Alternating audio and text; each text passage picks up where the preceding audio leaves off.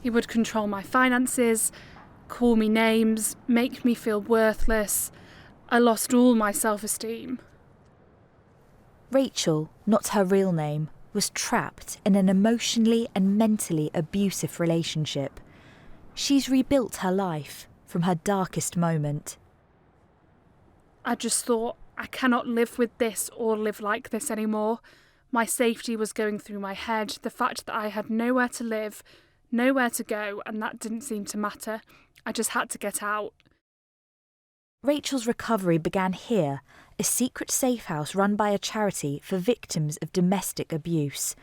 There are places like this hidden around the northeast, yet lockdown has seen demand for these rooms increase, with one charity predicting worse is to come. Well, we know that for every woman that we're able to support because she can get out of the home or get to the phone or use a video, we know there will be other women that can't do that.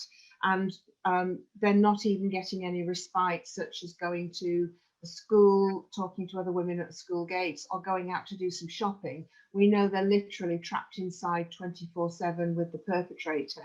From April to September 2020, the charity saw an increase of 35% in referrals compared to the previous year. The figures are echoed by others, including the charity Harbour, which has recorded a 20% increase across the northeast in January alone. And just when demand for support is at its highest, financial reserves are at their lowest. Eva Women's Aid received a cash injection to last them through till March, but is calling for more long-term government support to help them help others.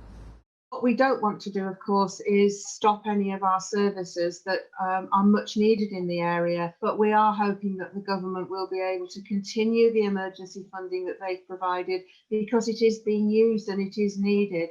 And at the moment, we don't see the end in sight for the pandemic. An additional £19 million has been announced by the Chancellor Rishi Sunak in the budget for domestic abuse services. This is on top of the £125 million that's been allocated to councils across the UK to provide support. The government's also started a campaign encouraging victims to seek help.